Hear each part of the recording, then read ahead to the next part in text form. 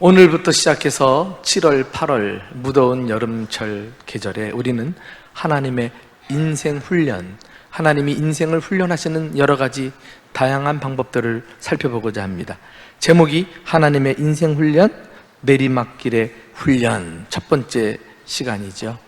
자, 내리막길이 나왔는데 하나님만 훈련시키는 것이 아니라 동물들도 자기 자식을 어떻게 훈련시키는지 내리막길의 훈련을 한번 좀 보실까요?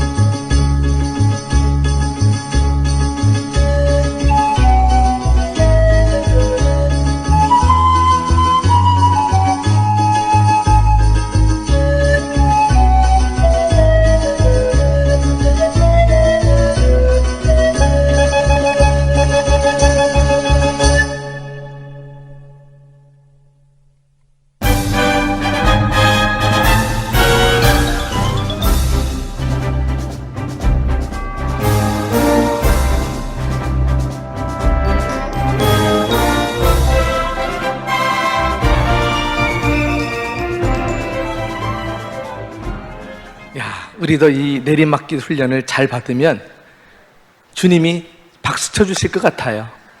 네. 여름은 성장의 계절입니다. 모든 생명체들이 여름에 단단해지고 연그러가죠. 식물들은 반드시 여름에 뜨거운 바람을 쐬고 장렬하는 태양빛을 투과해야 가을에 충실한 열매를 기대할 수 있습니다. 그래서 농부들은 폭염 가운데서도 쉬지 않고 논밭에 나가 김을 매는 거 아니겠어요? 우리의 신앙도 인격도 마찬가지입니다. 가만히 있어서는 성장할 수 없어요. 비록 힘들고 고되지만 반드시 훈련을 받으셔야 합니다.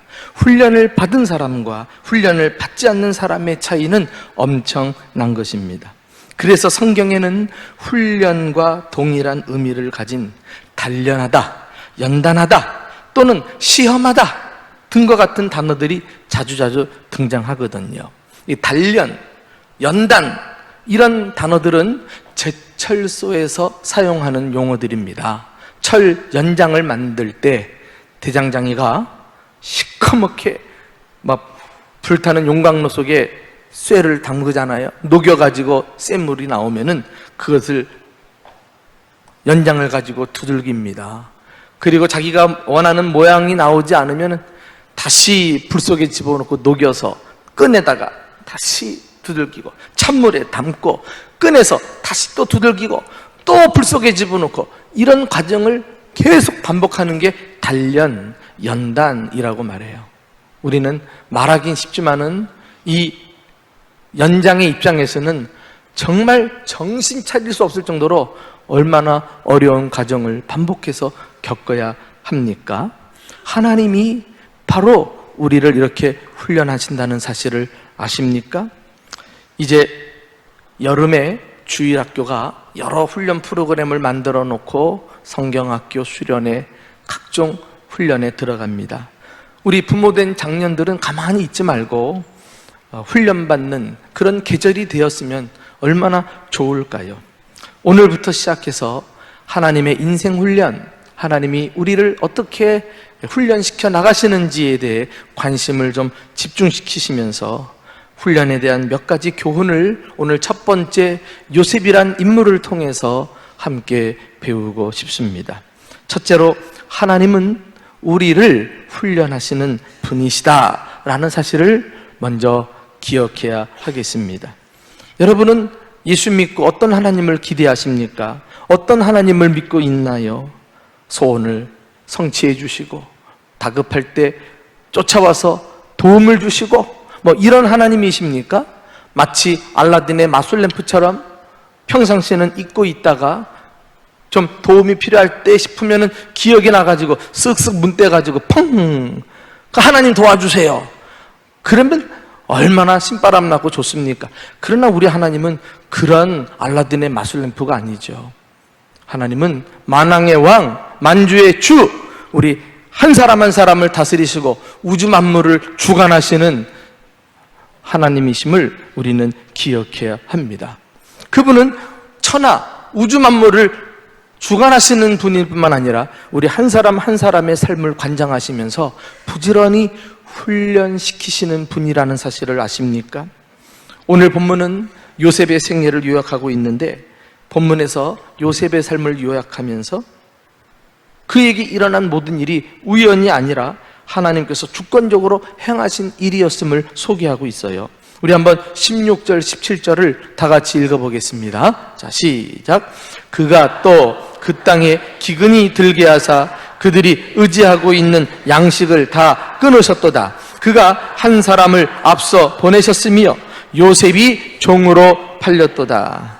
당시에 이스라엘에게 큰 흉년이 있었습니다. 그래서 먹을 양식이 끊어지죠. 이것은 우연한 자연재해가 아니라 하나님께서 하신 일이라고 말씀하고 있어요. 하나님은 우리 양식을 공급하시기도 하지만 공급하시는 양식을 끊어버리기도 하시는 분이십니다. 비위와 또 이 땅에 이슬을 내리기도 하시지만은 그것을 막아서 기근이 오게도 하시는 분이라니까요. 그러니까 이 모든 일은 우연이 아니라 하나님이 구체적으로 행하시는 일인데 그 행하시는 일들 가운데 오늘 본문 중간에 나오는 단어가 우리의 관심을 끌어요. 그게 무엇이죠? 19절에 곧 여호와의 말씀이 응할 때까지라 그의 말씀이 그를 단련하였도다. 이 단련이란 단어, 제가 앞서 설명한 단어가 아니겠어요? 그래요. 하나님은 요셉을 단련하시고 우리 또한 단련해서 다듬어 가시는 분이십니다. 이 단련이란 단어는 요셉의 삶을 이해하는 키워드라고 할 수가 있어요. 우리는 단련받지 않은 요셉을 생각할 수 없습니다. 하나님은 요셉의 파란만장한 삶을 통해서 부지런히 그를 단련하셨어요. 불용광록에 집어넣으시기도 하고 꺼내서 두들기시기도 하고 찬물에 쑥 담그시기도 하고 다시 두들겼다가 마음에 안 들면 또 다시 집어넣기도 하고 뭐 이런 과정 아닙니까? 그래서 믿음과 인격을 자라나게 해주셔요. 그리고 기어코 하나님은 때가 되매 그의 믿음에 합격점을 주시고 하나님의 일꾼으로 들어 사용하신 것입니다. 사실 이 단련이란 단어, 이 단어의 원어에는 사실을 증명하다, 진실을 드러내다 이런 뜻을 가지고 있거든요. 그래서 어떤 영어 성경에는 테스트라고 돼 있어요. 실력을 검증하는 과정 아니겠어요? 또 어떤 영어 성경에는 이 단련이란 단어를 프로브라고 돼 있어요. 입증하는 거, 증명해 보이는 거.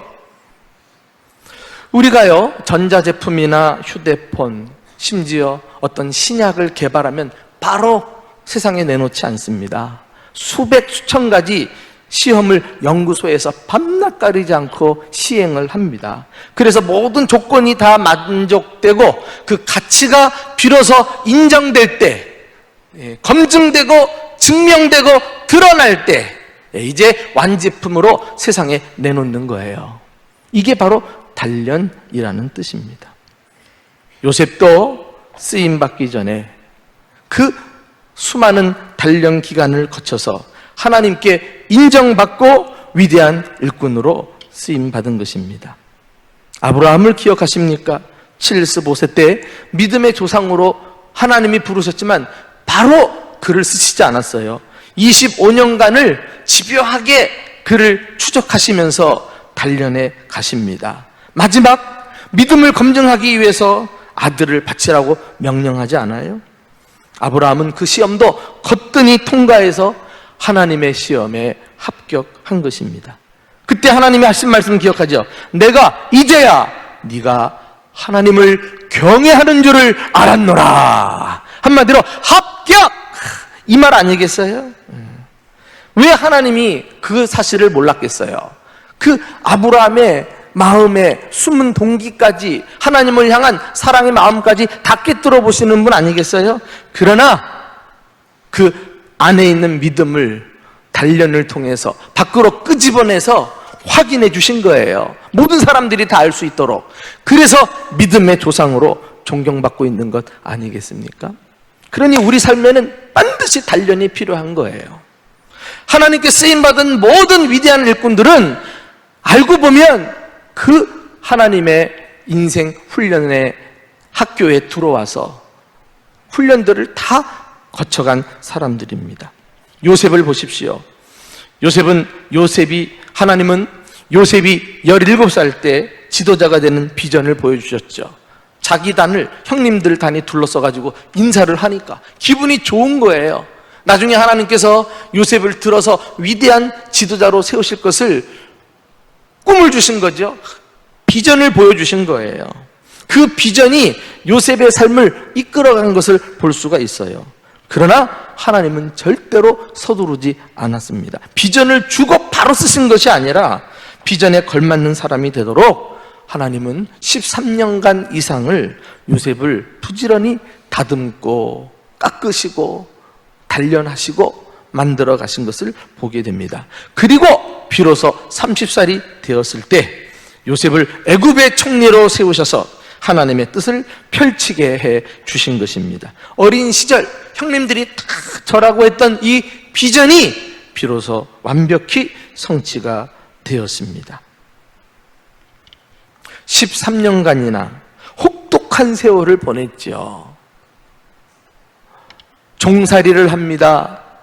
그것도 모자라 옥살이를 해요. 억울하게 누명을 쓰고. 그러나 그런 연단의 과정을 거쳐서 하나님께서 들어 쓰시기에 적합한 사람으로 하나 둘 구비되어 나가고 있었다는 것입니다. 하나님은 결코 실수하지 않으십니다. 지금도 연단을 통해서 내게 필요한 것들을 구비하게 하십니다. 기억하십시오. 연단이 크면 클수록 그만큼 더 크게 하나님께 쓰임 받는다는 사실을. 그래서 하나님은 필요해서 나에게 그런 일을 겪게 하고 그런 연단을 또 밟아가게 해 주셨다는 주님의 뜻을 깨닫고 지금 내가 겪고 있는 어려운 현실들을 믿음으로 끝까지 잘 감당해내는 저와 여러분이 되시기를 예수님의 이름으로 축원합니다. 두 번째로 하나님의 훈련 방법은 셀 수 없이 다양하다는 사실을 알 필요가 있어요. 연단 받을 때 하나님의 훈련 방법을 이해한다면 훨씬 받아내기가 쉽지 않겠어요? 중요한 것은 하나님은 한 가지 방법만을 고수해서 모든 사람들에게 획일적으로 그 방법을 적용하지 않는다는 것입니다. 나를 가장 잘 아시는 하나님은 나에게 적합한 한 가지 이상의 방법으로 나를 다양하게 훈련해 가십니다. 어떤 사람은 질병으로, 어떤 사람은 물질로, 어떤 사람은 환경적인 어려움으로, 어떤 사람은 인간관계를 가지고, 또 어떤 사람은 영적인 문제로 연단을 겪습니다. 그러나 이 한 가지씩뿐만 아니라 어떤 사람은 이 모든 것이 종합적으로 한꺼번에 찾아오기도 해요. 우리가 다음번에 살펴볼 욥이 그렇습니다. 그래서 욥은 역경의 훈련이라고 말할 수 있어요. 그 다양한 모든 하나님의 훈련 과목을 종합적으로 한꺼번에 받아낸 그런 사람이고, 그 훈련을 잘 통과한 우리의 모델이 됩니다. 그 외에도 성경을 보면은 어떤 사람은 광야의 훈련을 받아요. 모세가 왕궁을 떠나 광야로 하나님께서 그를 내몰아 가지고 광야에서 그를 단련하지 않아요? 어떤 사람은 고독의 훈련을 받습니다. 야곱을 보세요. 그가 의지하던 사람들을 다 하나님이 떠나보내게 하시고 그날 밤 야복 강가에 홀로 남았더니 거기서 사람이 변화되는 역사가 일어나요. 어떤 사람은 순종의 훈련을, 어떤 사람은 포기의 훈련을 받습니다. 아브라함이 야, 너 손에 꽉 쥐고 있는 거, 네가 아끼는 거 이거 내려놔, 내려놔. 아브라함이 그 시험을 통과했잖아요. 그러면 우리의 주인공인 요셉이 받은 훈련은 무엇일까요? 자, 우리 17절부터 19절 말씀을 다 같이 읽어보실까요? 시작. 그가 한 사람을 앞서 보내셨으며 요셉이 종으로 팔렸도다. 그의 발은 착고를 차고 그의 몸은 쇠사슬에 매었으니 곧 여호와의 말씀이 응할 때까지라. 그의 말씀이 그를 단련하였도다. 여러분, 오늘 본문에는 구체적으로 기록되어 있지 않아요. 그냥 요셉이 고난당한 거, 종으로 팔리고 그의 발은 족쇄가 채워지고 또 몸에는 쇠사슬로 꽁꽁 묶이고 이렇게 간략하게 표현했습니다마는 요셉의 생애를 기록하고 있는 창세기 본문에 직접 가서 보시면은 아주 구체적으로 요셉이 당한 일을 알 수 있어요. 먼저 형님들에게 미움을 받아가지고 물이 없는 깊은 웅덩이, 스스로 빠져나올 수 없는 웅덩이에 던져졌잖아요. 처음에는 죽이려고 하다가 루벤이라고 하는 형이 설득을 해가지고 우리 죽이지는 말고 집어넣자, 이래가지고 웅덩이에 집어넣습니다. 그리고는 애굽으로 내려가고 있는 상인들을 만나가지고 우리가 꺼내가지고 종으로 팔아버리자, 이래가지고 애굽으로 종으로 팔려나가요. 그리고 그 다음에는 억울하게 누명을 쓰고 감옥살이를 하게 됩니다. 자, 참 이런 파란만장한, 그리고 억울하게 그지없는 삶이 또 어디 있냔 말이에요. 아버지로부터 채색옷을 입고 한 몸에 넘치는 사랑을 받고 자랐던 요셉이 하루아침에 높은 곳에서 끝도 없는 나락으로 떨어지고 있는 거예요. 나는 이러한 하나님의 훈련 방법을 내리막길의 훈련, 이렇게 이름을 붙이고 싶습니다. 지리상으로도 이스라엘에서 애굽으로 갈 때 성경은 내려간다 이렇게 표현하거든요. 애굽으로 내려가는 상인들을 보고 그들에게 팔아버렸어요. 그런데 이것은 지리적인 표현인 것뿐만 아니라 실제로 요셉의 상황이 끝도 없이 내려가고 내려가는 신세로 전락하고 있는 것을 보여주는 그런 의미를 함축하는 표현입니다. 어떻게 해요? 깊은 웅덩이에 떨어졌어요. 그러나 그것도 모자라서 이번에는 종으로 팔려서 비천한 노예 신세로 떨어집니다. 그것도 부족해가지고 이번에는 억울하게 누명을 쓰고 죄수가 돼가지고 깊은 어두운 감옥에 또 떨어지고 말아요. 사랑하는 교우 여러분, 요셉뿐만입니까? 하나님은 때로 우리 인생을 내리막길에 두실 때가 있습니다. 그리고는 사정없이 위에서 밑으로 떨어뜨리세요. 여러분, 그 아기곰이 쭉 내려가는 거 보셨죠? 우리는 웃었지만 그 아기곰 입장에서는 심각한 겁니다. 웃지 마세요. 다음에 보실 때는. 한 번 떨어지는 것은 견딜만 해요. 이제 끝났다 싶은데 웬걸 더 깊은 곳으로 떨어진다고 생각을 해보세요. 웬만한 사람은 아마 견디기 어려울걸요. 한 번 넘어지더라도 이제 나아질 기미가 보여야 되는데 더 밑으로 추락한다면 그 살아남을 수 있겠어요? 깊은 절망과 좌절에 떨어지고 말 것 아니겠어요? 이것이 내리막길이에요. 그런데 이것이 바로 하나님의 훈련이라는 사실을 아십니까? 혹시 우리 가운데 정말 자신의 상황을 목사님이 표현한 것처럼 공감이 되고 마음에 감동이 되는 사람이 있다면요, 요거 한 가지만 더 기억해 주세요. 그것은 우연히 찾아온 것이 아니라 하나님의 단련의 훈련 과정이라는 것을. 그러므로 인해 아무리 힘들어도 포기하지 말고 절망도 하지 말고 끝까지 견뎌내시기 바랍니다. 그 아기곰도 그 청길랑 떨어지에서 올라가고 말았는데, 그러므로 우리는 요셉을 통해서 이 내리막길의 훈련을 잘 받는 방법을 몇 가지 좀 교훈을 받았으면 좋겠어요. 먼저 요셉은 자신의 처지를 불평하지 않았어요. 창세기를 앞만 살펴봐도요, 상황이 바뀔 때마다 요셉이 불평했다는 말을 찾아볼 수 없습니다. 또 자신이 당한 억울한 일을 사람 붙들고 하소연하지도 않았다니까. 심지어 계속되는 힘든 상황에서도 낙심하고 혼자 우두커니 앉아서 절망했다는 이런 표현도 없어요. 이것이 우리가 내리막길의 훈련을 받을 때 꼭 명심해야 될 훈련받는 사람들의 기본 자세입니다. 그러면 요셉이 그 다음에 한 일이 뭐예요? 요셉은 하나님과의 관계를 우선시했어요. 그래서 요셉은 상황이 바뀔 때마다 꼭 따라붙는 표현이 있었는데, 그것이 뭐냐면 여호와께서 요셉과 함께 하심으로 라는 구절인데, 우리가 직접 한번 눈으로 확인해 보실까요? 창세기 39장 2절 3절이에요 자, 시작. 여호와께서 요셉과 함께 하심으로 그가 형통한 자가 되어 그의 주인 애굽 사람의 집에 있으니 그의 주인이 여호와께서 그와 함께 하심을 보며 또 여호와께서 그의 범사에 형통하게 하심을 보았더라. 성경의 기록은 우리 인간의 생각과 판단과 현저히 다르다니까. 세상의 뉴스는 요셉이 종으로 팔렸다, 형님들에게 미움을 받았다, 뭐 이렇게 흥미진진하게 써내려갈 거예요. 그러나 하나님의 뉴스는 하나님께서 요셉을 애굽으로 보내셨다, 그리고 종으로 팔려나간 그곳에 하나님이 함께 하셔서 형통케 하셨다. 얼마나 다른 판단입니까, 여러분? 그래서 믿음을 갖고 사는 게 이렇게 중요한 거예요. 죽을 것 같은 절망적인 상황 속에서도 소망을 놓지 않는 게 우리 하나님 믿는 믿음의 사람들입니다. 여호와께서 하나님 요셉과 함께 했다.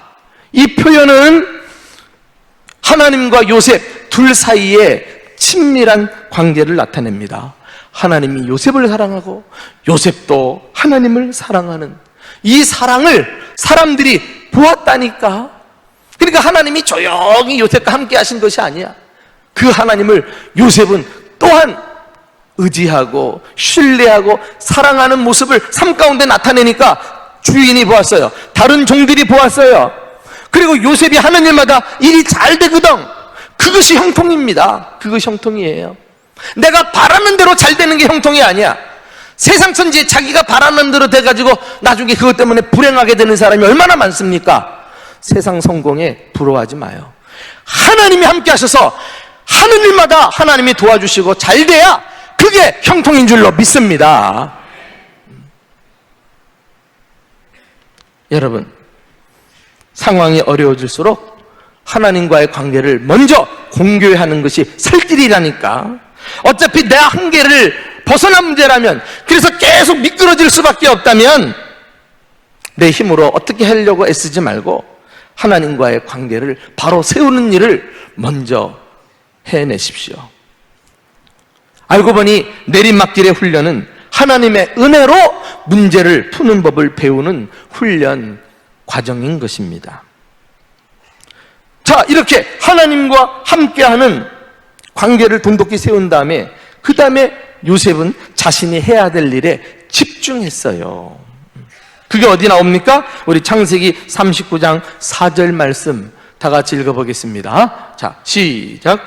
요셉이 그의 주인에게 은혜를 입어 섬김에 그가 요셉을 가정 총무로 삼고 자기의 소유를 다 그의 손에 위탁하니. 요셉은 단순한 종이 아니라 이제는 가정 총무가 되었어요. 그래서 주인의 집을 다 관리하게 되지 않았어요? 주인이 모든 소유를 다 맡길 정도로 신뢰하고 말았어요. 이것은 그 다음에 더 상황이 나빠져가지고 감옥에 갇히게 된 상태에서도 똑같이 반복이 됩니다. 왜? 요셉은 환경에 개의치 않고 자기가 해야 될 일이 무엇인가에 집중했던 사람이니까. 그래서 감옥에서도 간수장이가 죄수를 돌보는 일을 요셉에게 맡겼어요. 우리 한번 그 장면을 창세기 39장 22절 또 한번 읽어봅시다. 자, 시작. 간수장이 옥중 죄수를 다 요셉의 손에 맡김으로 그 재반 사물을 요셉이 처리하고 간수장은 그의 손에 맡긴 것은 무엇이든지 살펴보지 아니하였더라. 그만큼 요셉을 신뢰했고 요셉은 환경은 개의치 않고 자기 할 일을 최선을 다한 거예요. 교우 여러분, 이것이 미래 위대한 지도자로서의 요셉의 모습이란 사실을 아십니까? 요셉은 이미 위대한 지도자의 삶을 종살이를 하면서 또 죄수로 옥살이를 하면서 살아내고 있었던 것입니다. 요셉은 먼 미래에 가가지고 총리가 된 것이 아니라 이미 현재의 삶 속에서 총리 역할을 하고 있는 사람이었어요. 우리는 현재 주어진 일을, 환경을 탓하고 사람을 원망하면서 아무 일도 안 하고 했던 일도 손을 놓고 하는 일이 얼마나 많습니까? 그러나 여러분, 그런 일 안 하고 손을 놓고 있다가 갑작스럽게 어떻게 신세가 풀리고 위대한 사람이 되던가요? 그거는 믿음이 아니야. 그거는 하나님을 속이는 거지. 하나님은 그렇게 역사하는 법이 없어요. 현재 하나하나 최선을 다하는 것들이 모아져서 큰 업적을 남기게 되는 것 아닙니까? 요셉이 그렇게 살았어요. 그러므로 훈련을 받을 때 하나님의 은혜도 구해야 하겠지만 동시에 내 편에서 내가 해야 될 일을 부지런히 찾아서 손에서 일을 놓지 말고 더욱 최선을 다해 힘쓰시기를 주님의 이름으로 축원합니다. 그러면 길이 열릴 거예요. 어떻게? 세 번째 교훈에서 우리가 깨닫게 됩니다. 하나님은 훈련을 통해 선한 결과를 주신다는 거예요. 요셉의 삶에 어떻게 길이 열립니까? 왕이 감옥에 있는 요셉을 끌어내기 위해서 신하를 보내요. 자, 이게 보통 흔한 일입니까? 있을 수 없는 일이죠. 기적이에요. 그러나 그것조차도 하나님이 하신 일이었다라니까? 우리 한번 직접 확인해 볼까요? 오늘 본문의 마지막 부분입니다. 20절부터 22절까지 다 같이 시작. 왕이 사람을 보내어 그를 석방하며 뭇 백성의 통치자가 그를 자유롭게 하였도다. 그를 그의 집에 주관자로 삼아 그의 모든 소유를 관리하게 하고 그의 뜻대로 모든 신하를 다스리며 모든 지혜로 장로들을 교훈하게 하였도다. 여러분, 우리가 확신해야 될 한 가지 사실은요, 내리막길의 훈련은 기간이 정해져 있다는 거예요. 하나님은 우리를 끝없이 떨어뜨리기만 하시는 분이 아니십니다. 아까 살펴본 곧 여호와의 말씀이 응할 때까지라. 하나님이 정해놓으신 시간이 있다니까. 하나님의 말씀, 하나님의 약속이 성취되는 그 기간이 딱 차면은 비로소 하나님께서 끄집어내시고 길을 활짝 열어주시는 역사가 일어나요. 그때 되면 우리를 저 밑바닥에서부터 끌어올리셔서 높은 데 앉혀주실 것입니다. 결국 요셉도 애굽의 총리가 되어가지고 밑바닥 시절에 축적한 실력들을 가지고 백성들을 다스립니다. 나라 살림을 잘 관리하지 않아요? 이렇게 총리가 돼가지고 행한 일이나 종이 돼가지고 행한 일이나 감옥에서 행한 일이나 내용이 똑같아.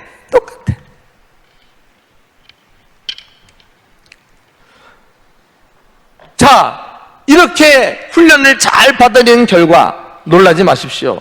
한 사람 지도자로 말미암아 이스라엘과 애굽 두 나라를 극심한 흉년 가운데서 다 살려낸 줄 믿으시기를 바랍니다.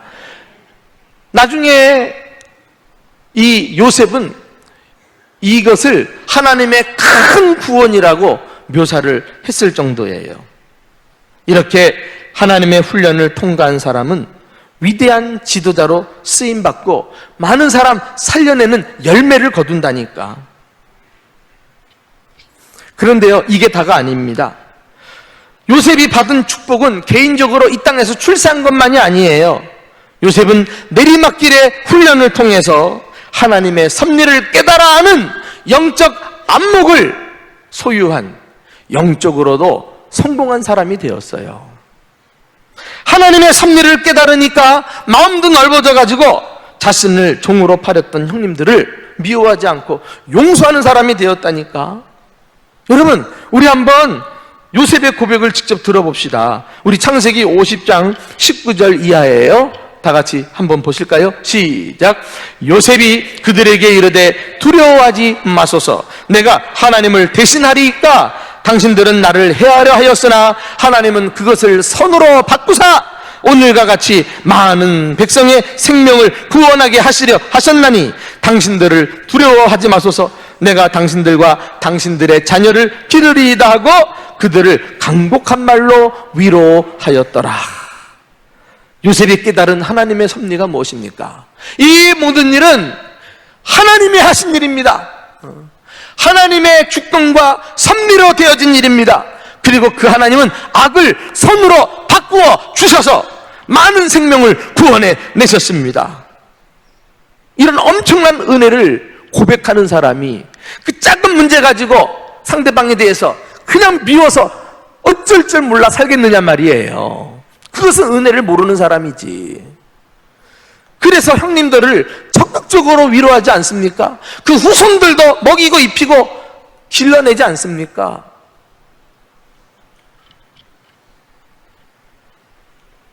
지금 여러분이 겪고 있는 힘든 일들은 그것들을 모아서 하나님이 선으로 바꾸어 주심으로 내가 미처 생각하지 못했던 놀라운 일들이 될 것이라는 사실을 깨닫고 여러분도 이 축복을 누리는 복된 성도들이 되시기를 예수님의 이름으로 축원합니다. 저는 요셉이 했던 더 은혜로운 고백을 함께 또 읽어보고 싶어요. 이게 연단을 통과한 사람이나 할 수 있는 고백이라고요. 이게 우리 입에서 이런 고백이 나와야 돼요. 자, 우리 창세기 45장 7절 8절이에요. 다 같이 시작. 하나님이 큰 구원으로 당신들의 생명을 보존하고 당신들의 후손을 세상에 두시려고 나를 당신들보다 먼저 보내셨나니 그런즉 나를 이리로 보내니는 당신들이 아니요 하나님이십니다. 형님들 걱정하지 마세요. 형님들이 행한 일이 아닙니다. 나를 이곳으로 보낸 거 하나님이 하신 일입니다. 하나님이 보내셔서 많은 생명 살려내게 하신 것입니다. 전적으로 하나님의 주권과 섭리를 인정하고 자신이 겪은 모든 일은 하나님이 하신 일임을 고백하지 않아요? 하나님의 그 내리막길 연단이었음을 깨닫고 일말에 조금도 심기 불편하지 않은 이런 고백을 하고 있는 것입니다. 우리 역시 내리막길의 훈련을 받을 때 이 믿음만 가지고 있다면 거뜬히 훈련을 받아낼 뿐만 아니라 지금 내가 겪는 힘든 상황과 갈등들이 선한 의미를 가지고 나에게 다가오게 될 줄로 믿습니다. 사랑하는 교우 여러분, 결코 우연은 없습니다. 오직 하나님의 필연만 있을 뿐입니다. 나에게 유익이 되도록, 그리고 궁극적으로는 하나님의 선하신 뜻을 이루도록 나는 지금 내리막길의 훈련을 받고 있는 것입니다. 내리막길의 훈련을 받을 때 힘들다고 불평하지 마세요. 절망스럽다고 낙심하지 마세요. 반드시 하나님 정해져 놓으신 때가 있습니다. 그 때가 이르면 우리를 밑바닥에서 다시 끌어올려 주실 줄로 믿습니다. 그때까지 그 연단의 기간 동안 하나님과의 관계를 더욱 공고히 하시라니까요. 그리고 자신이 해야 될 일을 찾아서 충성스럽게 감당하세요. 다 나중에 쓸모있게 될 것입니다. 미래 성공적인 나의 모습은 현재 단련하는 나의 모습 속에 들어있는 거예요. 나는 설교를 닫으면서 예수님의 내리막길 훈련을 여러분에게 소개하고 싶어요. 요셉을 통해서 예수님의 모습을 봅니다. 예수님이야말로 하나님의 내리막길 훈련을 가장 잘 받아내신 분이 아닐까요? 그분이야말로 하늘 영광을 버리시고 낮고 천한 이 세상으로 내려오셨습니다. 그것이 다가 아니라 종의 형체를 가지고 사람의 모양이 되셨습니다. 그것도 모자라 십자가에서 우리를 위해 죽기까지 복종하셨습니다. 내려가고 떨어지고 나중에 더 떨어질 데가 없는 죽음에까지 이르신 예수님. 그러나 때가 되매 하나님이 그를 지극히 높여 모든 이름 위에 그를 높이시고 모든 사람들이 무릎 꿇게 하시고 지금도 영광을 받고 계신 만주의 주 만왕의 왕이신 줄로 믿습니다. 부디 우리 또한 하나님의 이런 단련하시는 섭리를 깨닫는다면 내리막길 훈련도 잘 통과해서 요셉처럼 예수님처럼 위대한 사람으로 쓰임 받으시기를 예수님의 이름으로 축원합니다.